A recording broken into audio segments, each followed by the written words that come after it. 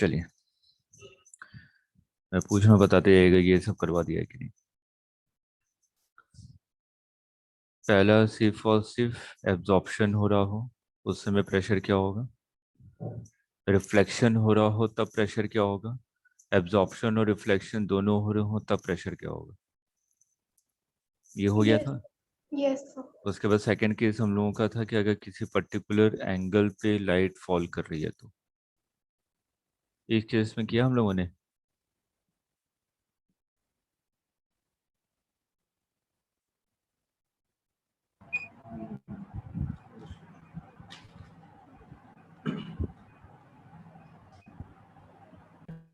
अरे ये वाला केस किया है कि नहीं। आप तो यस नो भी नहीं बोल पा रहे हैं क्या। हो गया। ये करवा दिया कि किसी थीटा पर्टिकुलर एंगल पे फॉल करेगा तो अगर एब्जॉर्प्शन हो रहा है तो कितना होगा, रिफ्लेक्शन होगा तो कितना होगा, दोनों होंगे तो कितना होगा रेडिएशन प्रेशर। सर थीटा वाले में नंबर पहले 4। वाले में करवाया है। मैं वही पूछ रहा हूँ, आप लोग बोल ही नहीं रहे, बस चुपचाप से बैठे हुए हैं।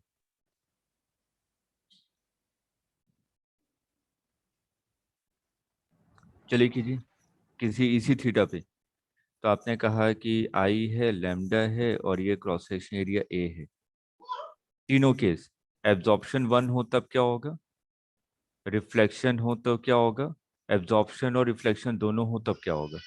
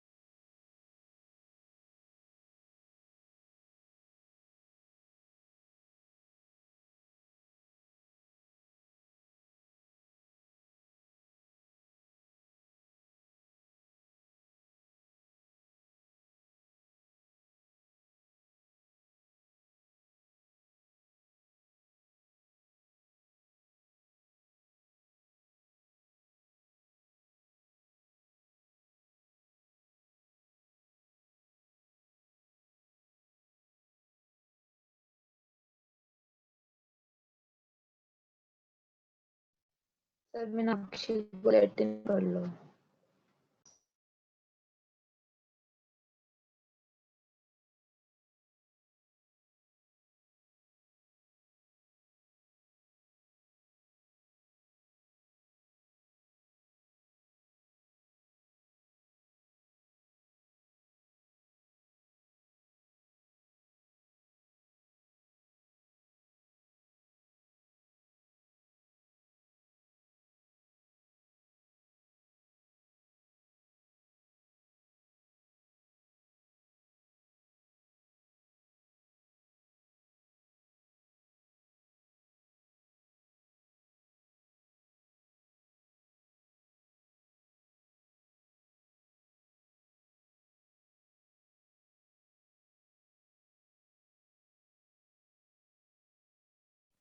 हाँ, अर्जुन बताइए क्या है।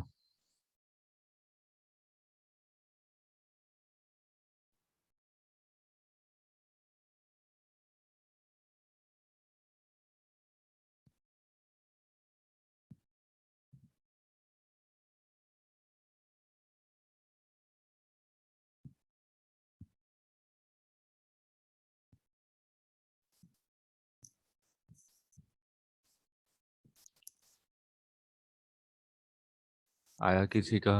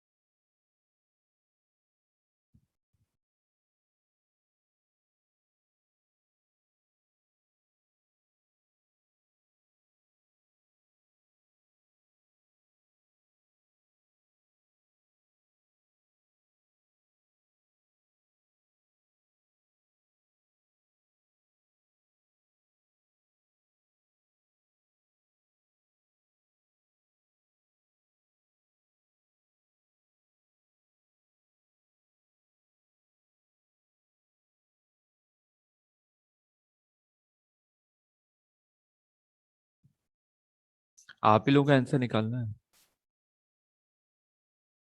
क्योंकि बेसिक चीजें आप लोग कर चुके हैं और मैकेनिक्स पूरी कंप्लीट हो चुकी है हम लोगों की।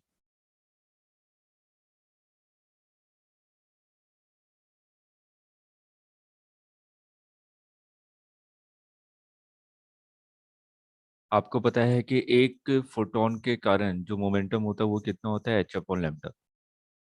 अब यहाँ पे अगर आप ध्यान दें तो जो आपका फोटोन है ऐसे फॉल कर रहा है इस डायरेक्शन में, तो इनिशियल मोमेंटम भी इसी डायरेक्शन में होगा ना, वो कितना हो जाएगा, H upon lambda. Final momentum, क्योंकि हम लोग ए इज इक्वल टू 1 के बारे में बात करें, मतलब कि 100% एब्जॉर्प्शन। अगर 100% एब्जॉर्प्शन हो रहा है तो फाइनल मोमेंटम कितना होगा, 0। तो जो चेंज इन मोमेंटम है, चेंज इन मोमेंटम, ये भी किस डायरेक्शन में होगा, इसी डायरेक्शन में ना, ठीक है। तो जो एवरेज फोर्स आप निकालेंगे वो भी किस डायरेक्शन में आएगा, इस डायरेक्शन में। आप कीजिए, अब तो एक स्टेप ही रह गया इसके आगे।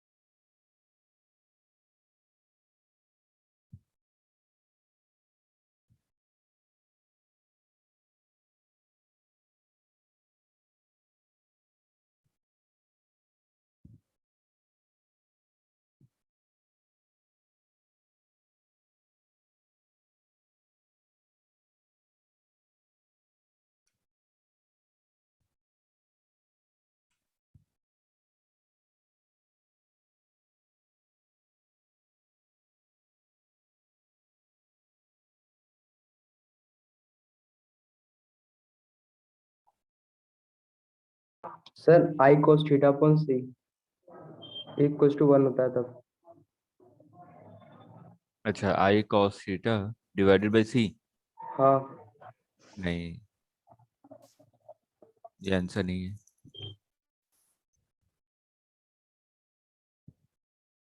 चलिए एफ एवरेज तक आइए, सबसे पहले हम लोग एफ एवरेज तक पहुंचते हैं।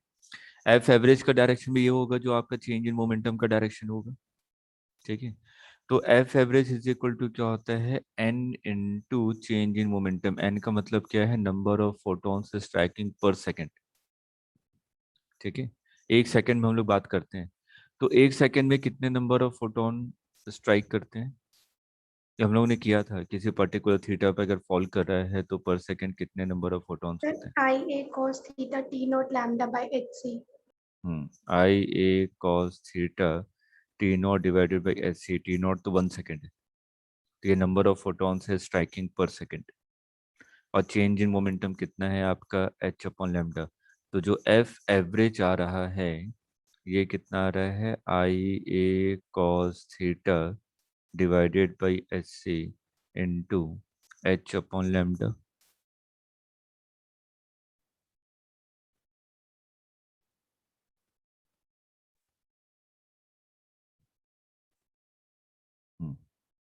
ये वैल्यू आ रही है आपकी। प्रेशर क्या होता है,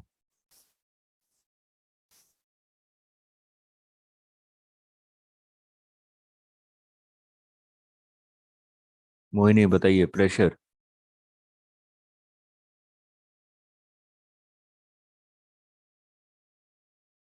sir I cos theta upon C lambda.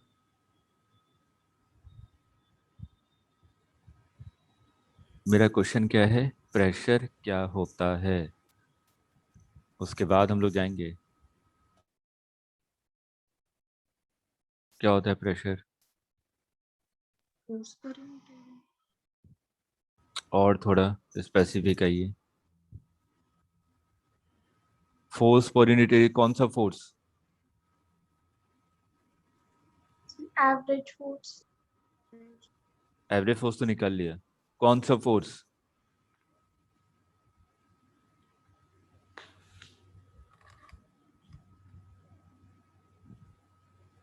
Perpendicular force.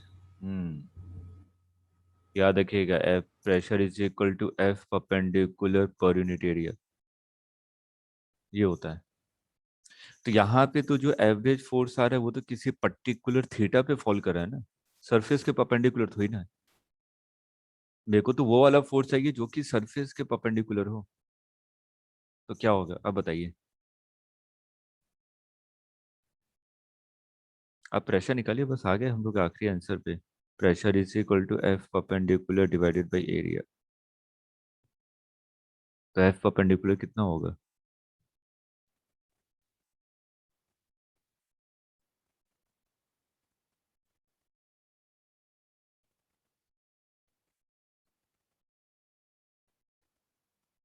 Number of photons I A cos theta lambda upon S C होता है ना।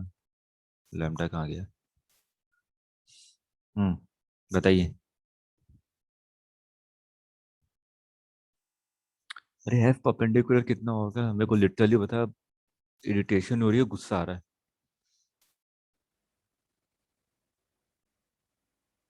कि डायग्राम को देख के आप लोग एफ परपेंडिकुलर नहीं बता पा रहे हैं। F cos theta. Simple. Force का डायरेक्शन ये है, ये फोर्स है इस डायरेक्शन में। मेरे को तो इस एरिया के परपेंडिकुलर डायरेक्शन में फोर्स चाहिए, तो वो तो यही होगा ना।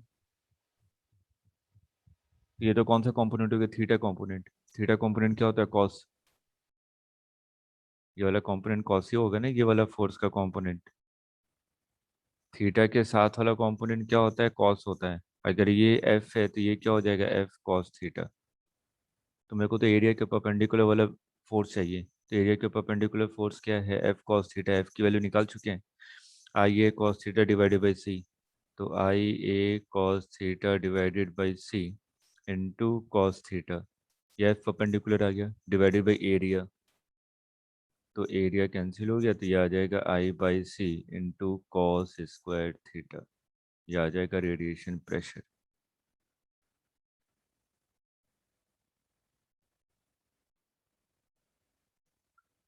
आगे समझिए।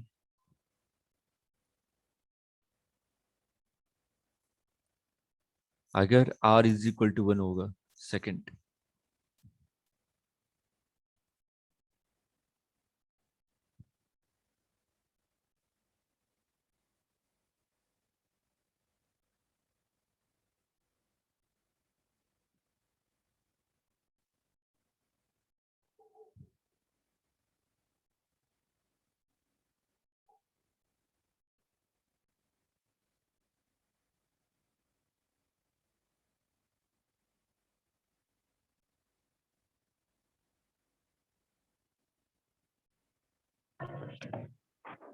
Sir 2i cos square theta upon c.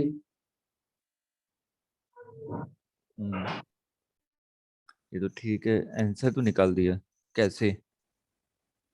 मेरे को तो बीच के 2-3 स्टेप जानने हैं बस।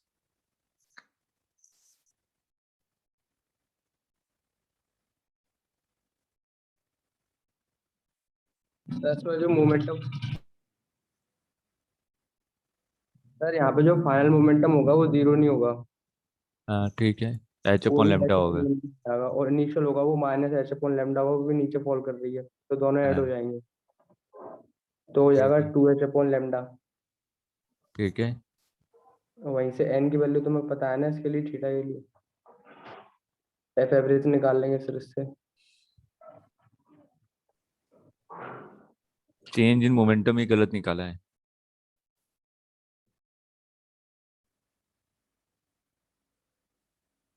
वेक्टर है, बिना डायग्राम बनाए आप लोग काम करते हैं ना, इसलिए सब हवा में हो जाता है।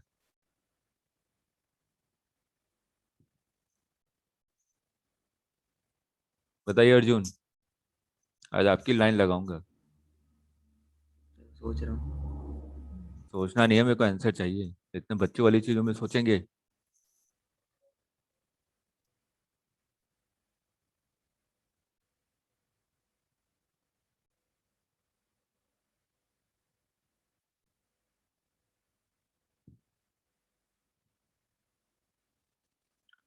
आप लोग बिना डायग्राम बनाए कैसे सोचना स्टार्ट करते हैं?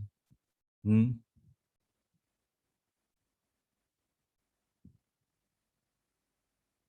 जब आपको पता है कि मैं मोमेंटम के बारे में पूछ रहा हूँ, मोमेंटम आपका वेक्टर क्वांटिटी है, तो मेरे को डायग्राम बना के देखना पड़ेगा ना। सर आप 2h lambda by cos theta change in momentum.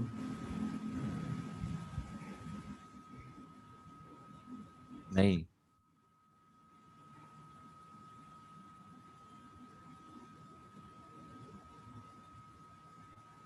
क्या होता है 2h? By lambda cos theta. कैसे आया? सर मोमेंटम का भी कंपोनेंट निकाल दिया। ठीक है, कि इधर से h by lambda जाएगा, हाँ हाँ क्योंकि हाँ, lambda जाएगा 100% रिफ्लेक्शन है, हम्म, दोनों का वो कर दिया कंपोनेंट। कौन सा कंपोनेंट कैंसिल हो गया? नहीं सर, फिर वो चेंज मोमेंटम माइनस होता है, एक ऊपर जा रहा है एक नीचे आ रहा है, तो साइन का वो भी हो जाएगा, तो इससे 2h अपॉन लैम्डा आ जाएगा, ऐड हो जाएंगे दोनों। ठीक है, तो ये तो cos थीटा कहाँ से आ गया? सर कंपोनेंट निकाला ना थीटा एंगल पे, तो वर्टिकल कंपोनेंट निकाला मैंने। क्यों? क्योंकि सर हॉरिजॉन्टल फिर कहाँ गया? क्योंकि सर हम एफ एवरेज भी तो उसी में निकाल रहे हैं, परपेंडिकुलर कंपोनेंट में, इसलिए मैंने इसको भी परपेंडिकुलर कंपोनेंट में निकाल वो दिया। तो एफ एवरेज निकाले, मेरे को तो सबसे पहले चेंज इन मोमेंटम चाहिए ना, चेंज इन मोमेंटम तो एग्जैक्ट चाहिए मेरे को। एफ सर परपेंडिकुलर तो सबसे आखिरी में जाता है। आधा सही कह रहे थे, आखिरी में गड़बड़ कर दी। देखिए, ऐसा कोई टिपिकल क्वेश्चन ही मैकेनिक्स पढ़ चुके हैं, बार बार कह रहा हूँ आपसे। इनिशियल मोमेंटम इसी डायरेक्शन में है ना, H upon lambda. Final momentum इस डायरेक्शन में होगा ना, रिफ्लेक्शन हो रहा है, एच अपॉन लैम्डा। ठीक है, तो हम लोग क्या करते हैं, change in momentum is equal to final momentum minus initial momentum. ठीक है, ये किसी पर्टिकुलर एंगल पे है, तो इसलिए हमेशा जब भी इस टाइप का वेक्टर आए, हवा में बात मत कीजिएगा, कंपोनेंट्स निकाल लीजिए, सबसे बेस्ट तरीका होता है। तो अगर मैं फाइनल मोमेंटम को देखूं, तो फाइनल मोमेंटम का अगर आप कंपोनेंट निकालें, तो इस डायरेक्शन में ये आपका थीटा है, तो ये भी क्या होगा, थीटा। ठीक है ना, वर्टिकल के साथ थीटा, तो हॉरिजॉन्टल के साथ भी थीटा होगा। यहाँ से ये जो रिफ्लेक्शन निकल रहा है, ये 90 हो गया ना, ये 90 होगा ना, ये थीटा है, तो ये क्या होगा, 90 माइनस थीटा, ये कितना हो जाएगा, थीटा। ठीक, तो यहाँ पे देखिए जो फाइनल मोमेंटम है, जिसका एक कंपोनेंट इधर आएगा H upon lambda into cos theta, और एक कंपोनेंट आपका इधर आएगा H upon lambda into sine theta. इसका कंपोनेंट एक इधर आएगा, एक कंपोनेंट इधर आएगा, ये कितना आ जाएगा, कॉस थीटा, और ये कंपोनेंट कितना आ जाएगा, साइन थीटा। एक बार कंपोनेंट देखिए सही से, कंपोनेंट्स को निकालिए। ये एक्चुअल डायग्राम है, ये ऐसे जा रहा है, 100% रिफ्लेक्शन, 100% रिफ्लेक्शन होगा, ये आपका थीटा है। The angle of incidence is equal to angle of reflection. ठीक है, ये आपका फाइनल मोमेंटम है, ये आपका इनिशियल मोमेंटम है। यहाँ पे final momentum, initial momentum, final momentum का ये कंपोनेंट कितना आ जाएगा, H upon lambda into sine theta. Sorry, वो गलत हो गया था। और इसका ये कंपोनेंट इधर कितना आ जाएगा, H upon lambda into cos theta, final momentum का। इनिशियल मोमेंटम का कंपोनेंट कितना आ जाएगा, ये कंपोनेंट आ जाएगा आपका H upon lambda into sine theta, और ये कंपोनेंट आ जाएगा आपका H upon lambda into cos theta. तो फाइनल माइनस इनिशियल करना है।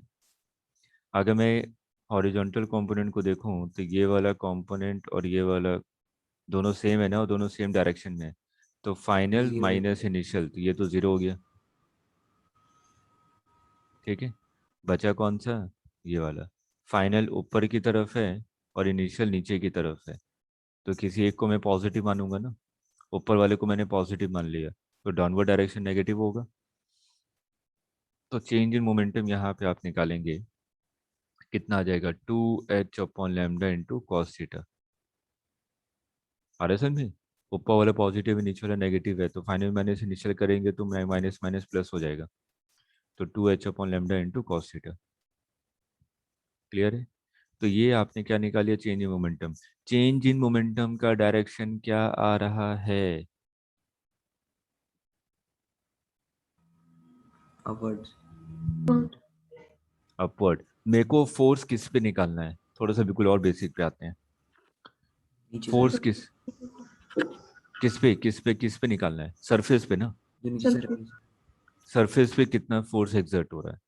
तो ये जो आपने final momentum minus initial momentum किया है, तो ये जो फोर्स आया ये फोटोन पे आया है कि सरफेस वाला फोर्स आया है?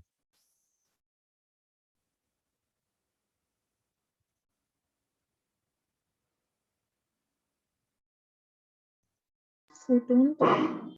हाँ, फोटोन पे आया है। ठीक है, क्योंकि हम लोग इस पर्टिकुलर बॉडी के बारे में बात करें, उसके मोमेंटम के चेंज के बारे में बात कर रहे हैं ना, तो हमने फोटोन के मोमेंटम को चेंज को देखा है।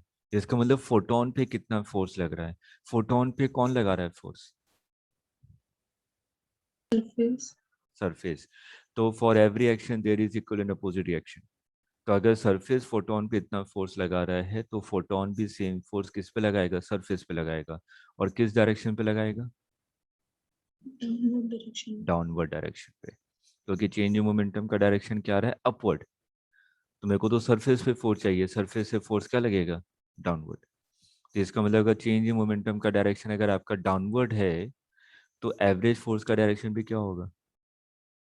डाउनवर्ड।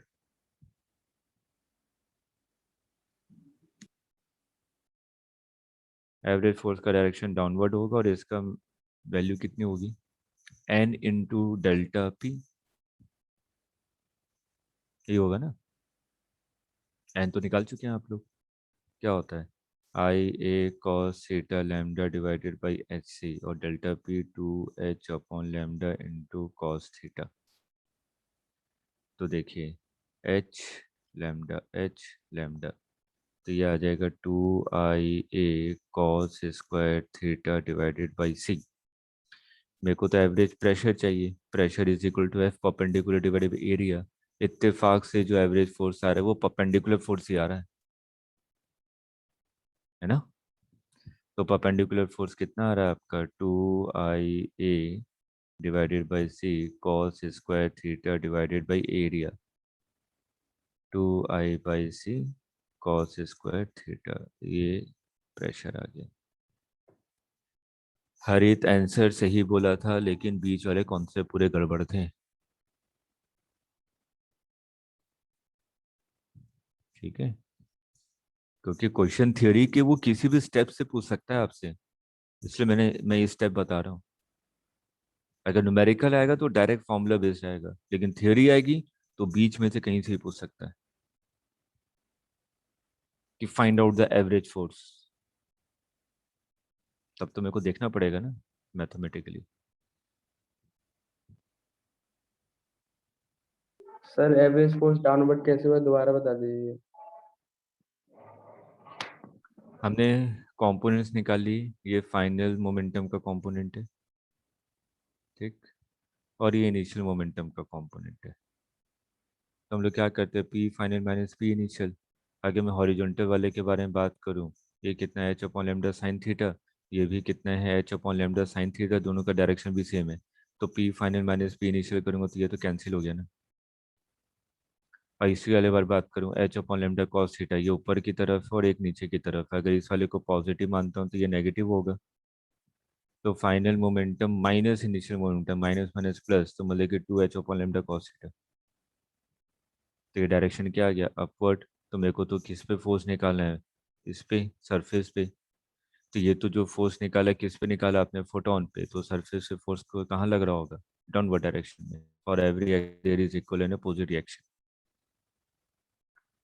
क्लियर है? Yes sir. अब लास्ट वाला पार्ट ऐसे ही बता दीजिए, जहाँ पे रिफ्लेक्शन और एब्जॉर्प्शन दोनों हो रहे हैं, उस केस में क्या आएगा?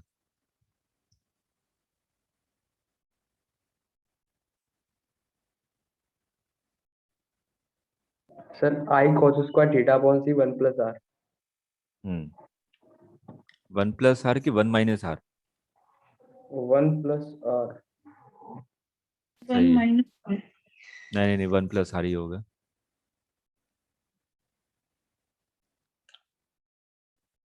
क्योंकि जब एब्जॉर्प्शन हो रहा होगा तो आर की वैल्यू क्या होगी? 0।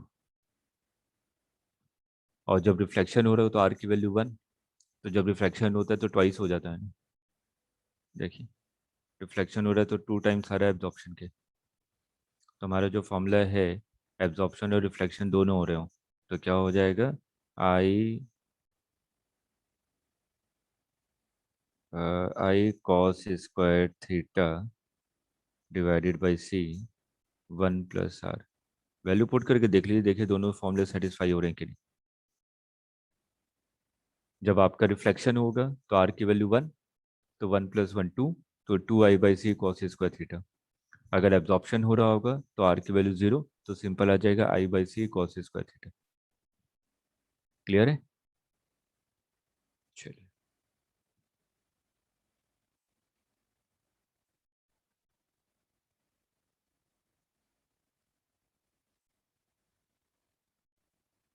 तो हमारा फर्स्ट पार्ट खत्म हो गया, रेडिएशन प्रेशर। तो आपको जितनी भी चीज़ें हम लोगों ने पढ़ी हैं, अगर न्यूमेरिकल पॉइंट ऑफ व्यू से अगर आपको कोई चीज़ याद रखनी है तो आप ये वाला फॉर्मूला याद रखेंगे, बस एक फॉर्मूला, और कोई फॉर्मूला याद करने की जरूरत नहीं है। सिंगल फॉर्मूला जो सभी फॉर्मूले निकल जाएंगे इससे। अगर आपको वर्टिकली फॉल कर रहा है तो थीटा की वैल्यू क्या होगी 0, तो कॉस 0 की वैल्यू क्या हो जाएगी 1। देखिए सभी फॉर्मूले आ गए। ठीक है ना, हम लोगों ने 6 डेरिवेशन किए, 6 डेरिवेशन में से इस एक फॉर्मूले को आपको याद रखना है। वो डेरिवेशन इसलिए करवाया है क्योंकि किसी स्टेप में अगर आपसे कोई क्वेश्चन पूछ दे तो मेरे को स्टेप पता होना चाहिए कि कैसे कैसे निकाला है। नोट कर लिया? ठीक है। Most important topic of modern physics, photo electric effect. बहुत थ्योरी के क्वेश्चन पूछे जाते हैं, इसमें ज़्यादातर चांसेस थ्योरी के हैं, और न्यूमेरिकल आता है वो डायरेक्ट एक ही फॉर्मूला है, आपको पता है, h/μ = kinetic energy plus work function, है ना।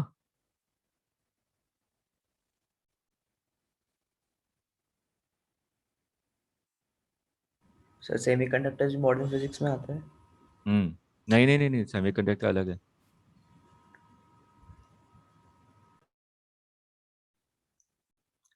लिख लीजिए फोटो इलेक्ट्रिक इफेक्ट।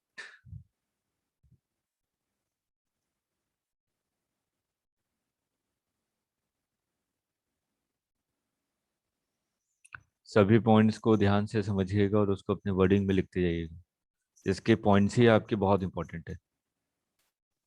अब देखिए ये जो फोटो इलेक्ट्रिक इफेक्ट था ये आपका आइंस्टीन ने किया था। ठीक, अभी तक हम लोग पढ़ते आ रहे थे जो आपका लाइट है वो कैसा नेचर शो कर रहा है, wave nature. Ray optics, wave optics, यही पढ़ा है पूरा। वेव के बारे में एनालिसिस की है, reflection, refraction, YDSC, interference, polarisation, ये सब आपके वेव शो करते हैं। ठीक, तो जब हम लोग यहाँ पे बात करें, आपको ये भी पता है कि जो लाइट है वो आपका क्या है, पार्टिकल नेचर भी शो करता है। ठीक है, लेकिन मेरे पास कुछ प्रूफ होना चाहिए ना। वही प्रूफ कहाँ से मिलता है मेरे को, फोटो इलेक्ट्रिक इफेक्ट से। ये एक्सपेरिमेंट किसने किया था, आइंस्टीन ने किया था। और इस एक्सपेरिमेंट के थ्रू उन्होंने बताया था कि जो आपका लाइट है वो आपका क्या है, पार्टिकल नेचर शो करता है। ठीक है, और इस पर्टिकुलर एक्सपेरिमेंट के लिए उनको नोबेल प्राइज दिया गया था। ठीक, तो थोड़ी सी कहानी लिख लीजिए एक लाइन की, एक ही लाइन है कि आइंस्टीन ने किया था, ये पार्टिकल नेचर शो करता है, इसके लिए नोबेल प्राइज मिला था।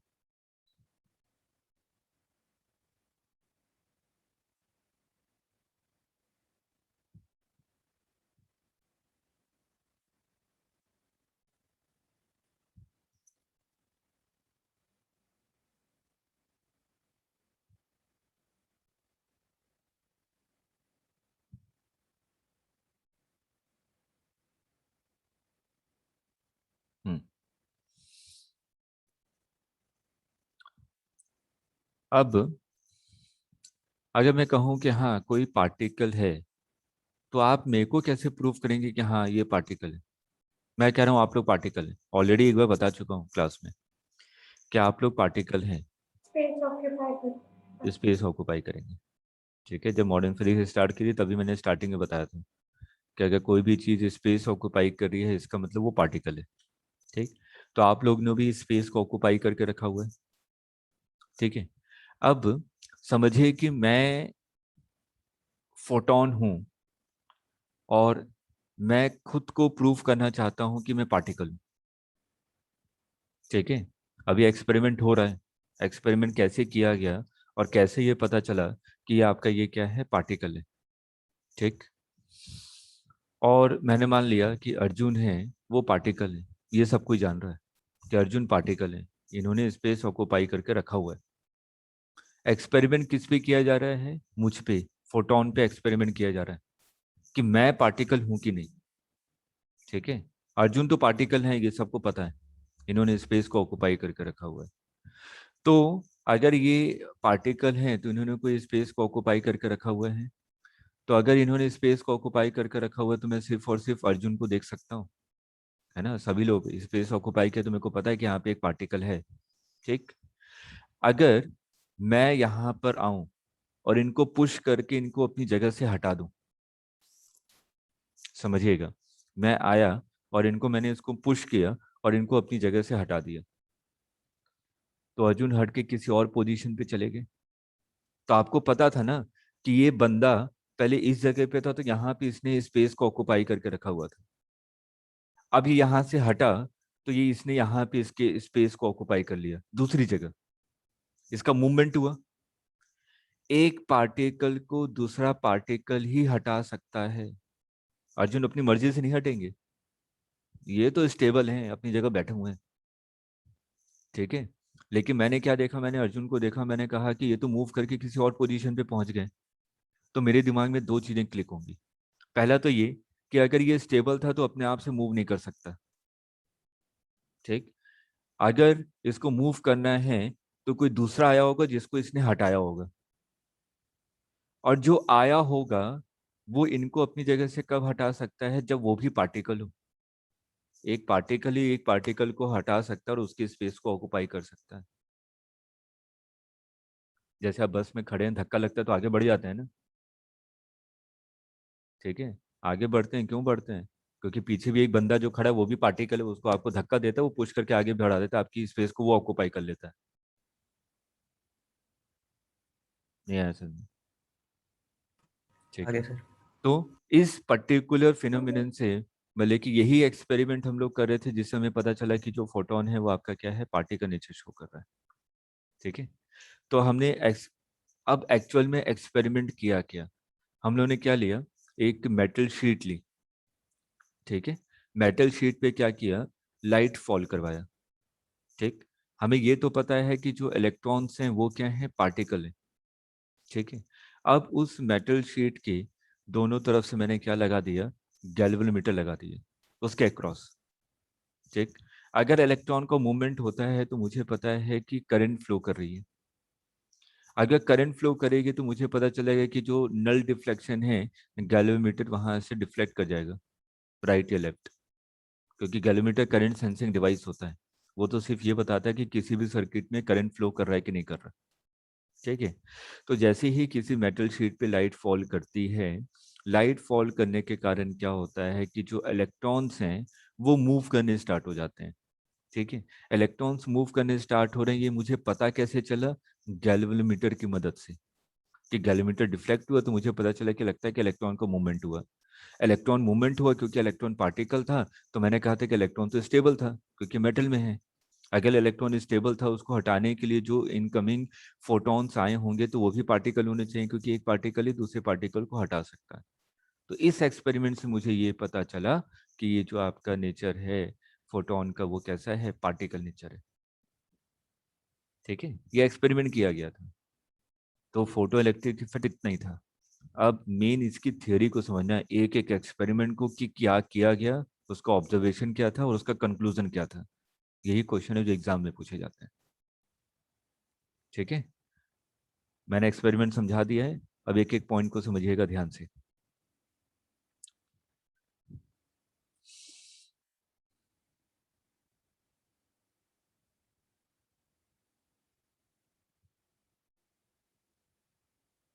हम्म, मैंने क्या किया, दो मेटल शीट लिए। ये एक्सपेरिमेंट हो रहा है, दोनों सेम मेटल है। मैंने कहा ये भी मेटल ए है, ये भी मेटल ए है, दोनों सेम मटेरियल के बने हुए हैं। ठीक, अब इस पे मैं क्या कर रहा हूँ, पहले वाले मटेरियल पे लाइट फॉल करवा रहा हूँ, दूसरे वाले मटेरियल पे भी लाइट फॉल करवा रहा हूँ। पहले वाले मटेरियल पे जो लाइट फॉल हो रही है, तो मैंने कहा कि मेरे पास जो सोर्स है वो क्या है आपका 100 वॉट का बल्ब है, 100 वॉट का, उससे मैं लाइट फॉल करवा रहा हूँ। दूसरे वाले पे मैं लाइट फॉल करवा रहा हूँ 500 वॉट वाले बल्ब से। ठीक है, तो जब मैंने पहले वाले में एक्सपेरिमेंट किया, जब 100 वॉट से लाइट को फॉल करवा रहा हूँ, तो यहाँ पे जो इलेक्ट्रॉन्स हैं वो एमिट हुए पहले वाले में। ठीक है, इलेक्ट्रॉन्स एमिट हुए, इलेक्ट्रॉन्स का इमिशन हुआ। ये मुझे कैसे पता चला? गैल्वेनोमीटर की मदद से। ठीक, लेकिन जब सेकंड वाले वही सेम मटेरियल है, सेकंड वाले में मैंने क्या किया, 500 वॉट का बल्ब यूज किया। ठीक, और इस पे जब लाइट को फॉल करवाया तो नो इमिशन, कोई इलेक्ट्रॉन का इमिशन नहीं हो रहा, इलेक्ट्रॉन निकल ही नहीं रहा। ठीक है, अब इलेक्ट्रॉन नहीं निकल रहा तो मैंने क्या किया, मैंने सोचा कि चलो लगता है कि एनर्जी को और बढ़ा दूं। सर दोनों सेम मेटल है क्या? हाँ, सेम मटेरियल है, सेम मटेरियल है। ठीक है, अब मैंने 1000 वॉट कर दिया, उसकी भी इसको भी फॉल करवाया, तब भी क्या हो रहा था, नो इमिशन। ठीक, और जब पहले वाले केस में जब मैं 100 वॉट से लाइट को फॉल करवा रहा था सरफेस पे, तब एमिशन हो रहा था। लेकिन सेम मटेरियल पे मैं 500 वॉट का लेकर आया, 1000 वॉट का लेकर आया, फिलिप्स कंपनी का लेकर आया, पहले वाले में बजाज कंपनी वाले बल्ब से काम चला रहा था। ठीक, तो ये सब चीजें मेरे को देखने को मिली। तो ये मेरा ऑब्जर्वेशन था जो एक्सपेरिमेंट कर रहा था। इससे कंक्लूजन क्या निकालूंगा, सोच के बताया कि कंक्लूजन आप लोग बताएंगे। मैंने ये देखा, जो देखा वो मैंने आपको बता दिया।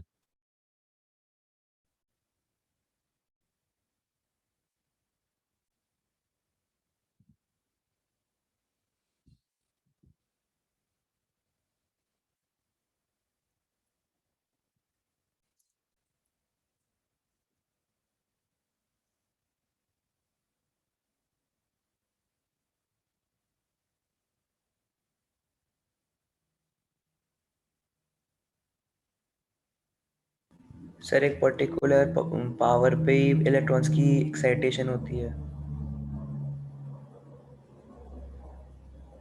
चलिए, मैं यहाँ पे 100 वॉट का भी बल्ब ले आया, इसको भी फॉल करवाया, तभी नो इमिशन था।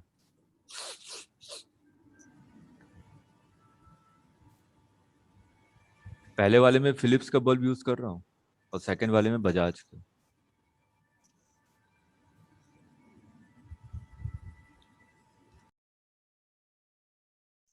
कंक्लूजन, कंक्लूजन,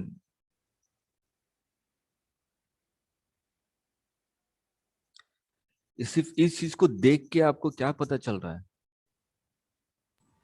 फिलिप्स का बेटर है।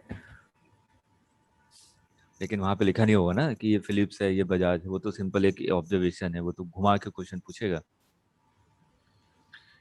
चलिए देखिए, समझिए कि अगर मैं यहाँ पे पावर के बारे में बात करूं, जैसे कि मैंने कहा 100 वॉट, 100 वॉट का मतलब क्या हुआ, 100 जूल पर सेकेंड। तो मैंने कहा कि 100 जूल एनर्जी गिर रही है पहले वाले में, पहले वाले केस में 100 जूल एनर्जी गिर रही है। दूसरे वाले केस में भी 100 जूल एनर्जी गिर रही है, 500 जूल एनर्जी को गिराया, 1000 जूल एनर्जी को गिराया, लेकिन दूसरे वाले केस में कोई इलेक्ट्रॉन का इमिशन नहीं हुआ। ठीक है, तो हमें यहाँ पे एक चीज ये समझ में आनी चाहिए, क्योंकि जो चीज नहीं होती है ना, कंक्लूजन वहां से निकाला जाता है ज्यादातर। ये नहीं हो रहा तो इसके पीछे क्या रीजन होना चाहिए। ठीक है, तो यहाँ पे आपने देखा कि कोई भी इमिशन नहीं हो रहा, तो आपने यहाँ पे कंक्लूजन ये निकाला कि जो इलेक्ट्रॉन का इमिशन है वो टोटल एनर्जी का इंडिपेंडेंट होता है। 100 जूल एनर्जी गिराई, 1000 जूल एनर्जी गिराई, 500 जूल एनर्जी गिराई, तो इस एनर्जी पे डिपेंड नहीं कर रहा। क्योंकि अगर एनर्जी पे डिपेंड करता तो 500 और 1000 जूल पे तो निकल जाना चाहिए था ना इलेक्ट्रॉन। एनर्जी को तो बढ़ाता जा रहा हूँ मैं, एनर्जी बढ़ा रहा हूँ, इसका मतलब क्या चीज बढ़ा रहा हूँ, इंटेंसिटी। पहले सेम सरफेस पे 100 जूल एनर्जी गिर रही थी, सेम सरफेस पे 500 जूल एनर्जी गिर रही है, सेम सरफेस पे 1000 जूल एनर्जी गिर रही है, तो आप इंटेंसिटी को इंक्रीज कर रहे हैं ना। इंटेंसिटी इज इक्वल टू क्या होता है, एनर्जी पर unit area per unit time. Time वही है 1 सेकेंड, सरफेस एरिया वही है। किसको बढ़ा रहे हैं, एनर्जी को बढ़ा रहे हैं। एनर्जी को बढ़ाएंगे तो इंटेंसिटी भी बढ़ेगी ना। नहीं आ रहा। Yes, तो यहाँ पर मेरा मेन कंक्लूजन क्या है कि अगर मैं जो इलेक्ट्रॉन इमिशन है is independent of total energy. पहले लिखते एक एक पॉइंट मैं समझाता जा रहा हूँ। Electron emission is independent of total energy.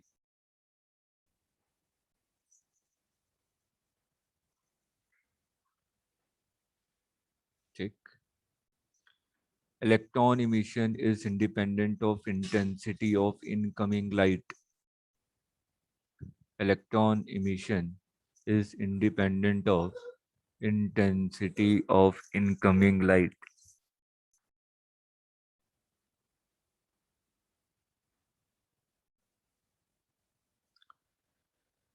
ठीक है। अब देखिए, अगर इन दोनों के बारे में बात करूं कि यहाँ पे जब 100 वॉट का बल्ब लगाया, इलेक्ट्रॉन एमिट हो गया। यहाँ पे जब 100 वॉट का बल्ब लगाया, इलेक्ट्रॉन का एमिशन नहीं हुआ। अब इसके बारे में सोचूंगा मैं। अभी तो मैं एनर्जी को लेके सोच लिया और उससे मैंने कंक्लूजन निकाल लिया कि जो इलेक्ट्रॉन इमिशन है वो इनकमिंग एनर्जी पे डिपेंड नहीं करता कि कितनी टोटल एनर्जी उससे फॉल कर रही है या उसकी इंटेंसिटी कितनी है, ये इस पे डिपेंड नहीं करने वाला। ठीक है। अब उसके बाद सेकंड हम लोग कंक्लूजन पे जाएंगे, इन दोनों को ध्यान में रखते हुए कि यहाँ पे भी 100 वॉट रख रहा था तब कोई भी इलेक्ट्रॉन नहीं निकला, लेकिन जब यहाँ पे 100 वॉट का बल्ब रखा तब इलेक्ट्रॉन निकला। दोनों सेम सरफेस हैं। ठीक है। सर की एक मिनिमम फ्रीक्वेंसी होनी चाहिए लाइट की एमिशन के लिए। वो तो होनी चाहिए। तो किसकी एनर्जी की मिनिमम होनी चाहिए, लाइट की कि फोटोन की? फोटॉन्स की। फोटोन की। ठीक है ना, यही सेकंड कंक्लूजन है हमारा कि जैसे कि मैंने कहा कि अर्जुन को मेरे को उनकी जगह से हटाना है। अगर मेरे को अर्जुन को उनकी जगह से हटाना है तो मिनिमम फोर्स लगाना पड़ेगा ना मुझे, तभी तो मैं उनको हटा पाऊंगा, अदरवाइज उनको हटा नहीं पाऊंगा उनकी जगह से। ठीक है। तो अगर मेरे को यहाँ पे इनकमिंग फोटोन को, इलेक्ट्रॉन को अपनी जगह से हटाना है तो इनकमिंग फोटोन के पास मिनिमम एनर्जी होनी चाहिए ना कि वो उसको हटा सके। उतनी एनर्जी है ही नहीं मेरे पास, उतनी एनर्जी है ही नहीं, उतनी एनर्जी नहीं है तो मेरे पास उतनी ताकत नहीं है ताकि मैं अर्जुन को अपनी पोजीशन से हटा सकूं। सब एक दूसरे से को रिलेटेड हैं। मैं स्टार्टिंग में बता चुका, पहले हम लोग distance, displacement, velocity, acceleration, force, उसके बाद एनर्जी पढ़ते हैं। लेकिन उल्टा होता उल्टा है। एनर्जी होगी तभी फोर्स होगा, फोर्स होगा तभी एक्सेलरेशन होगा, एक्सेलरेशन होगा तभी वेलोसिटी होगी, वेलोसिटी होगी तभी डिस्प्लेसमेंट होगा। लेकिन सीक्वेंस ऐसे होता है समझने का। ठीक है। तो मैंने कहा कि अगर अर्जुन को मेरे को उनकी पोजीशन से हटाना है तो मिनिमम फोर्स मुझे अप्लाई करना पड़ेगा कि मैं उनको हटा सकूं। अब ये फोर्स कब आएगा, जब मेरे पास एनर्जी होगी तभी ना, तभी तो मैं फोर्स लगा पाऊंगा, नहीं तो कहाँ से लगाऊंगा फोर्स। ठीक। तो इसको मैं एनर्जी के टर्म में डिफाइन करता हूँ कि अगर मेरे को इलेक्ट्रॉन को उसकी पोजीशन से हटाना है तो इनकमिंग फोटोन के पास उतनी मिनिमम एनर्जी होनी चाहिए ताकि इलेक्ट्रॉन अपनी पोजीशन से हट सके। उसी एनर्जी को हम लोग क्या कहते हैं, वर्क फंक्शन। ठीक है। Energy required by the electron to displace from इस position is known as work function. Minimum energy कितनी इलेक्ट्रॉन को रिक्वायर है ताकि वो अपनी पोजीशन से हिल सके। क्लियर है ये पॉइंट? ठीक है। सभी पॉइंट लिखते जाइएगा, मैं डिक्टेट नहीं करूंगा, एक एक पॉइंट बोलता जा रहा हूँ, अपनी मर्जी से लिखते जाइए।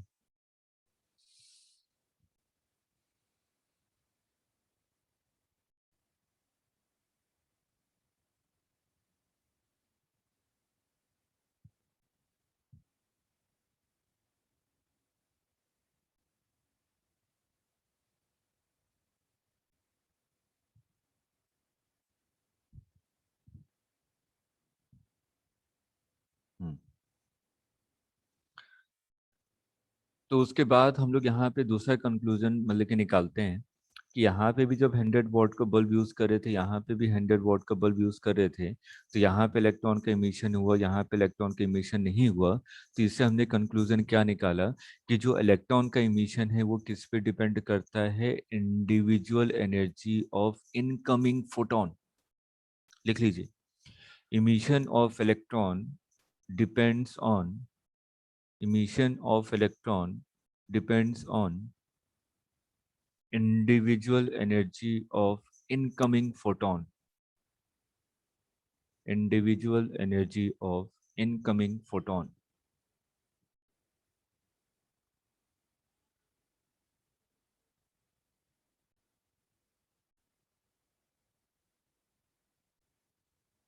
फोटोन की एनर्जी पे डिपेंड करता है आपका। सर रिपीट करना। emission of electron depends on individual energy of incoming photon।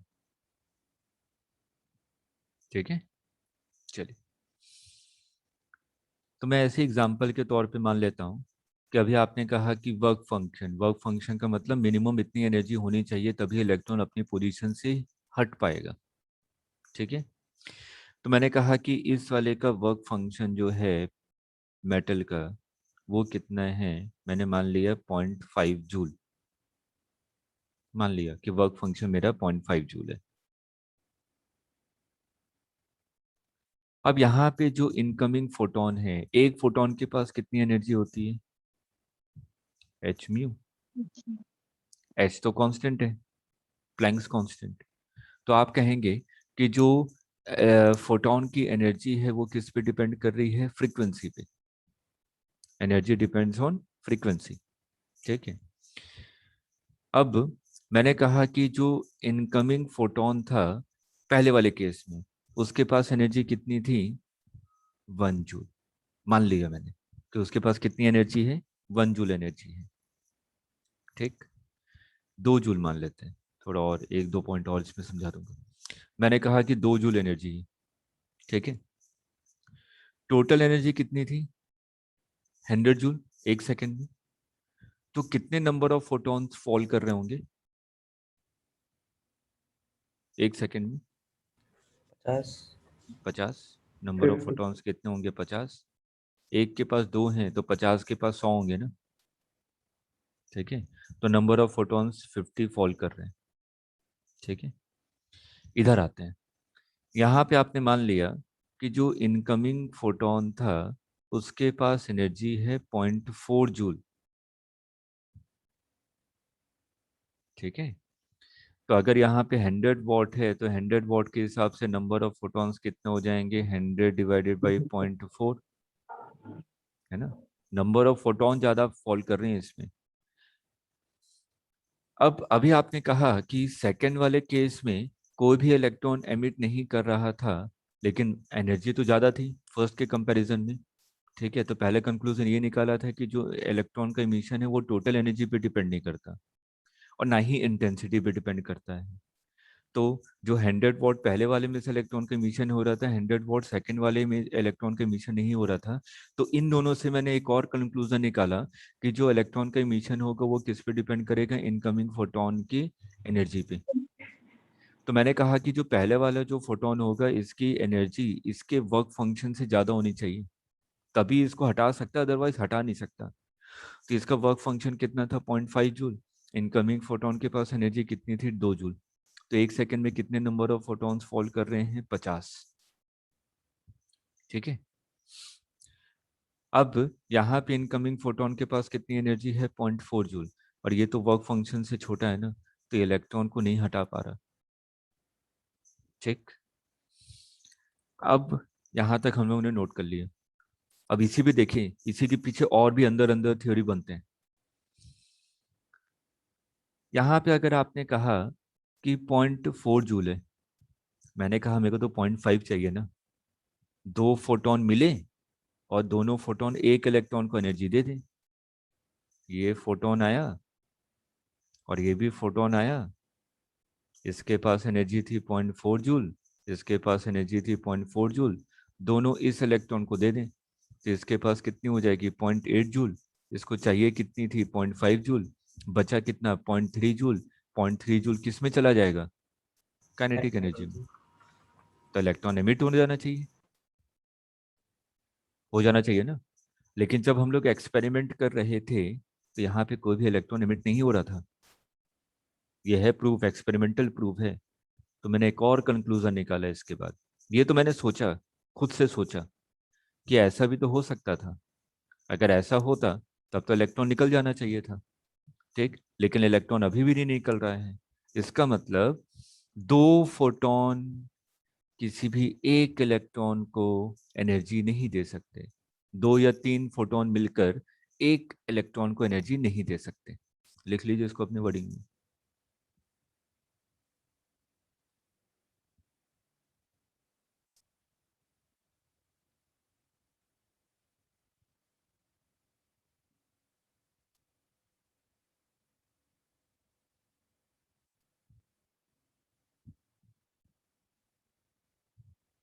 Arjun note किया?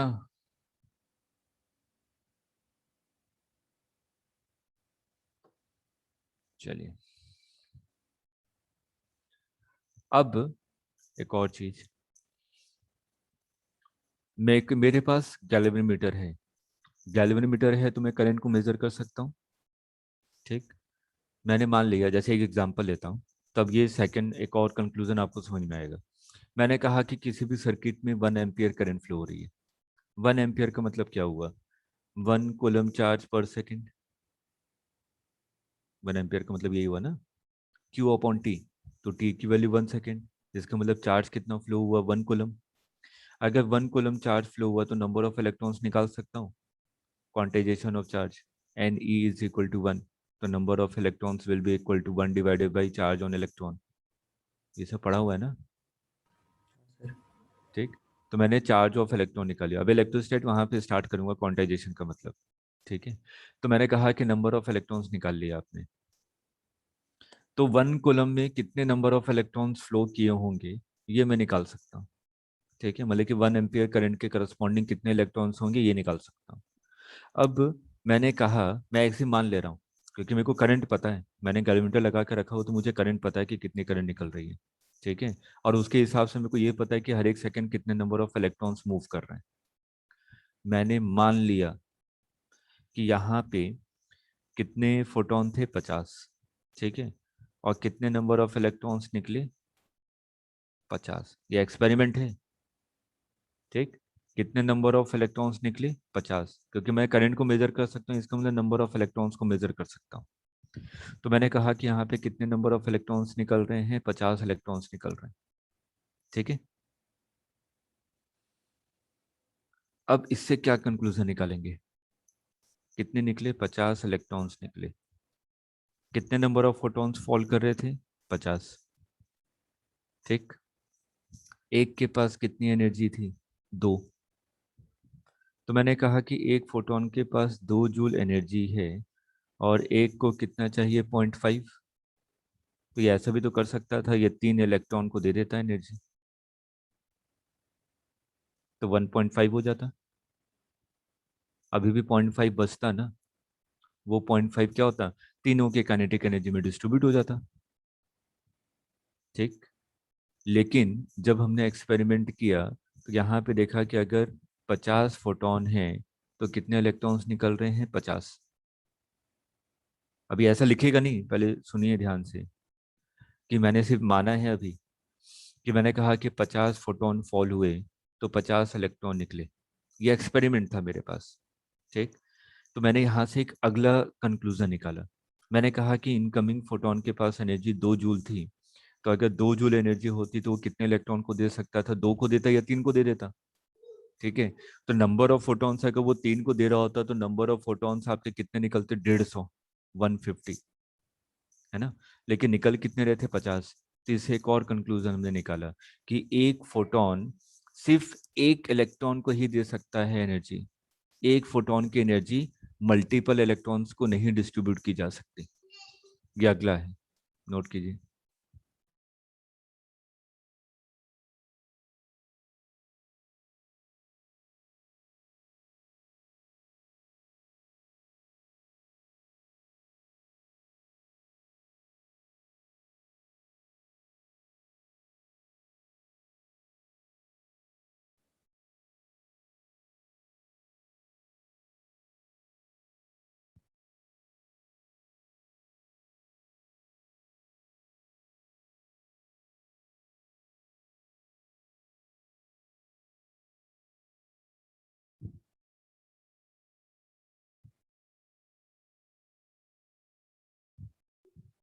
हो गया?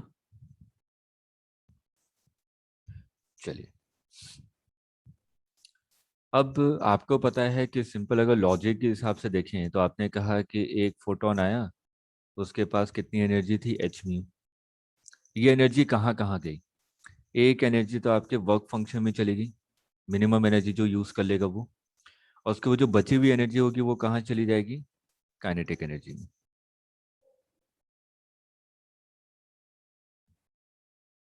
ठीक है, जो एनर्जी बच गई वो कहाँ चलेगी, आपकी काइनेटिक एनर्जी में।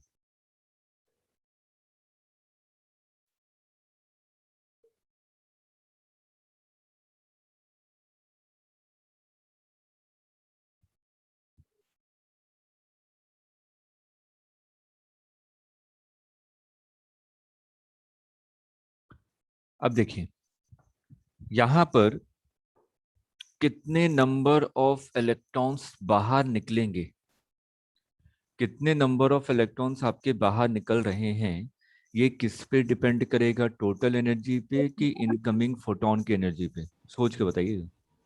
इनकमिंग फोटोन की एनर्जी पे। टोटल एनर्जी पे? टोटल अरे एनर्जी। थोड़ा सा तो लॉजिक लगाइए। इनकमिंग फोटोन की एनर्जी पे। अभी हम लोग क्या मान के चल रहे हैं कि जो इनकमिंग फोटोन की एनर्जी है वो आपकी वर्क फंक्शन से ज्यादा है। ठीक है, मान लिया कि मेरी जो इनकमिंग फोटोन की एनर्जी है वो आपकी वर्क फंक्शन से ज्यादा है। ठीक है, तो मैंने कहा कि आपकी 2 जूल एनर्जी है, वर्क फंक्शन कितना है, 0.5 जूल। अगर आपके 50 फोटोन फॉल कर रहे हैं तो 50 इलेक्ट्रॉन बाहर निकल रहे हैं। ठीक, अगर मैंने इसी एनर्जी को 1000 वॉट कर दिया तब कितने नंबर ऑफ फोटॉन्स फॉल कर रहे होंगे एक सेकेंड में, 500। So, अब कितने नंबर ऑफ इलेक्ट्रॉन से टकराएंगे, 500। कितने नंबर ऑफ इलेक्ट्रॉन्स बाहर निकलेंगे, 500। तो total number of emission of electron depends on total energy falling on the surface. लिखिए नेक्स्ट पॉइंट।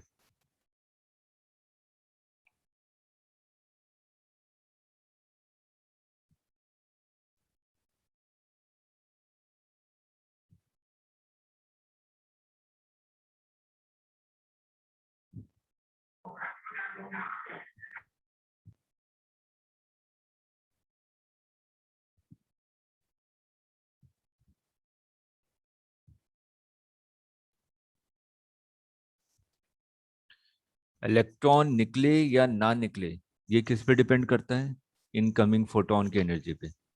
कितने नंबर ऑफ इलेक्ट्रॉन्स निकलेंगे किस पे डिपेंड करता है, टोटल एनर्जी पे। ठीक है, photo electric emission is an instantaneous process. Photoelectric emission is an instantaneous process.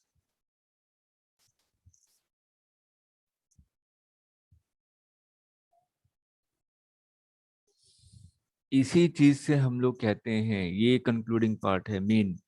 इसी सेंटेंस से हमें पता चलता है कि जो आपका एक्सपेरिमेंट है ये प्रूफ करता है कि फोटोन आपके क्या हैं, फोटोन क्या हैं, पार्टिकल हैं। दो चीज मैंने बताई कि अगर पार्टिकल है तो इसका मतलब स्पेस को ऑक्युपाई करेगा। ठीक है, और दूसरा क्योंकि ये क्वेश्चन किसी ने पूछा नहीं, मेरे को उम्मीद थी कि कम से कम आप लोग तो जरूर पूछेंगे, मैं ही पूछ लेता हूँ अगर आप लोगों ने नहीं पूछा है तो। कि आपने कहा कि वर्क फंक्शन कितना चाहिए, 0.5 जूल। ठीक है, मैंने कहा कि मैं मानता हूं कि फोटोन पार्टिकल नहीं है, मान लिया फोटोन नहीं है पार्टिकल, मुझे नहीं पता कि फोटोन पार्टिकल नहीं है। तो मैंने कहा लेकिन अगर लाइट फॉल कर रही है तो लाइट की एनर्जी है ना, लाइट भी तो एक एनर्जी है। ठीक है, मैं इसको मान लेता हूँ लाइट क्या है, वेव है। ठीक, वेव है तो उसके पास एनर्जी है। ठीक, तो वेव के पास एनर्जी है तो वेव फॉल कर रही है, फॉल कर रही है, फॉल कर रही है, तो ये सरफेस है, सरफेस पे फॉल करती जा रही है। तो मैंने कहा 2 मिनट के बाद अब कितनी एनर्जी हो गई, 1 जूल। ऐसा होता है ना, सूरज निकलता है सुबह सुबह, सुबह सुबह धरती थोड़ी ठंडी होती है, 12-1 बजे के आसपास में बाहर निकलिए, दिमाग गर्म हो जाएगा, है ना। क्योंकि वो चरम सीमा पे है। धीरे धीरे गर्म होते होते होते होते उसकी धरती की एनर्जी बहुत बढ़ गई है, कंटिन्यूएशन में रेस उस पर फॉल करती जा रही है। आ रहा समझ में? ठीक है, तो मैंने कहा ये सरफेस पर इस पे आपकी वेव फॉल कर रही हैं, 1 मिनट 2 मिनट 10 मिनट, 10 मिनट के बाद इसकी एनर्जी कितनी हो गई, 2 जूल हो गई। इनकम इलेक्ट्रॉन की कितनी वर्क फंक्शन था, 0.5 जूल, तो इलेक्ट्रॉन निकल जाना चाहिए ना। 2 जूल हो गई तो ये कहेगा भैया मैं इलेक्ट्रॉन निकल जाता हूँ, मेरे वर्क फंक्शन को ज्यादा हो गई एनर्जी। ठीक है, निकल गया, मान लिया निकल गया। ठीक, उसके बाद फिर से लाइट फॉल करिए फॉल करिए फॉल करिए, फिर 5 मिनट के बाद फिर से दूसरा इलेक्ट्रॉन निकला, क्योंकि वो 2 जूल एनर्जी तो एक इलेक्ट्रॉन ने यूज कर लिया ना। उसके बाद तो फिर से वो वेट करेगा ना दूसरा इलेक्ट्रॉन बाहर निकलने के लिए, भैया वेव आए, एनर्जी मिले, और एनर्जी मिल के मेरे को जब 2 जूल हो जाएगी तब मैं फिर से बाहर निकलूंगा। ठीक, तो इसका मतलब क्या, लाइट फॉल कर रही है, इलेक्ट्रॉन निकला, लाइट फॉल कर रही है, फिर से इलेक्ट्रॉन निकला। लाइट तो कंटिन्यूएशन में फॉल कर रही है, लेकिन इलेक्ट्रॉन क्या हो रहा है, टाइम इंटरवल के गैप में निकल रहा है बाहर, क्योंकि तो वेट कर रहा है कि मेरी एनर्जी इतनी हो जाएगी तब मैं बाहर निकलूंगा। आ रहे समझ में? ठीक, तो अगर मैं सिर्फ और सिर्फ इलेक्ट्रॉन इमिशन को ध्यान में रखता कि इलेक्ट्रॉन का इमिशन हो रहा है, इसका मतलब ये क्या है, आपका पार्टिकल नेचर है, तो बिल्कुल गलत कॉन्सेप्ट होता। मेरे को दोनों को कंबाइन करना पड़ेगा कि इलेक्ट्रॉन का इमिशन भी और साथ साथ में एक ऐसा प्रोसेस है इंस्टेंटेनियस प्रोसेस। ठीक है, कि मैं आया अर्जुन को धक्का दिया, ये तुरंत हट गए है ना, उसी इंस्टेंट पे हटेंगे, तब ये प्रूव होगा कि जो टकराया वो पार्टिकल और ये तुरंत हटे, इसका मतलब कि हाँ वो 101% पार्टिकल है। सर अगर उतनी एनर्जी दी ही नहीं है तो वो इलेक्ट्रॉन उस टाइम नहीं निकलेगा ना। क्या क्या क्या?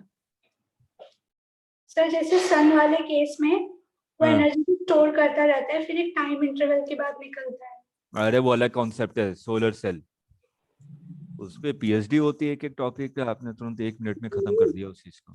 तो फोटोन को जब तक उतनी एनर्जी नहीं मिलेगी तो वो अपना बॉन्ड तोड़ के बाहर नहीं निकलेगा ना। ऐसा नहीं होता ना, अभी हम समझेंगे। आधी अधूरी जानकारी बहुत खतरनाक होती है। अभी सेमीकंडक्टर डिवाइस में आऊंगा तब बताऊंगा सोलर सेल एक्चुअल होता क्या है। ये तो आप लोगों को समझाने के लिए बोल दिया जाता है, अरे एनर्जी फॉल करी, एनर्जी स्टोर कर रहा है, कुछ देर के बाद इलेक्ट्रॉन निकलेंगे तो लाइट एनर्जी निकलेगी, ऐसा तो ही ना होता है कहानी। ठीक है, सोलर सेल इतना बड़ा टॉपिक है कि उसके एक छोटे से कॉन्सेप्ट पे पीएचडी हो जाती है। ठीक है, तो थोड़ा सा वेट कीजिए, सेमीकंडक्टर में आएंगे तो सोलर सेल पढ़ाऊंगा, उसमें है ये टॉपिक, सोलर सेल। ठीक है, और तो सर इंटेंसिटी और टोटल एनर्जी ऑफ फोटोन जो उस पे अपने पीस पर डाल रहे हैं वो सेम है। हाँ, इंटेंसिटी टोटल एनर्जी एक ही है। ठीक है ना, टोटल एनर्जी इंटेंसिटी एक ही है, टोटल एनर्जी तो वही डिफाइन कर रहा है ना। क्लियर है? अभी ये फोटो इलेक्ट्रिक इफेक्ट खत्म नहीं हुआ है, अभी आधा घंटा और है, एक एक थ्योरी को समझाने में बहुत टाइम लगता है। ठीक है, अभी तो हम लोगों ने थोड़ा सा कंप्लीट किया है, 40% कंप्लीट किया है, अभी 60% बचा हुआ है, अभी और भी पॉइंट समझाने हैं। ठीक है, तो नेक्स्ट क्लास में इसको कंक्लूड करेंगे। और एक बार फिर भी पढ़िए, एक हफ्ते में आपके फोटो इलेक्ट्रिक इफेक्ट को पढ़िए, देखिए आपकी तरफ से भी कुछ पॉइंट आते हैं कि नहीं। ठीक है, तो नेक्स्ट क्लास में ये खत्म हो जाएगा, और कल हम लोग का डाउट सेशन है, डाउट सेशन में कम स्टूडेंट आएंगे, इलेक्ट्रोस्टैट स्टार्ट कर दूंगा। सर ये इसके लिए एच.सी. वर्मा पढ़ लेंगे मॉडर्न फिजिक्स के लिए। हाँ हाँ हाँ हाँ, पढ़िए। सर कल डाउट सेशन का टाइम क्या है? 11:30। ठीक है सर। सर आपका पर्सनल लिंक जो है इस पे? हाँ, कोई क्लास है क्या उस समय, कोई क्लास है आप लोगों की? कोई क्लास नहीं है ना, तो इसी आईडी पे होगी, इसी लिंक पे, सेम लिंक पे। ठीक है सर। ठीक है, चलिए। Thank you sir. हाँ, अर्जुन कल आ जाइएगा, ठीक है ना। हाँ सर, तभी कंफर्म किया सर, आ जाऊंगा। अगर नहीं आया तो अगले 3 क्लास तक एंट्री नहीं दूंगा, इस चीज़ को ध्यान रखिएगा। हाँ सर, आ जाऊंगा सर। चलिए।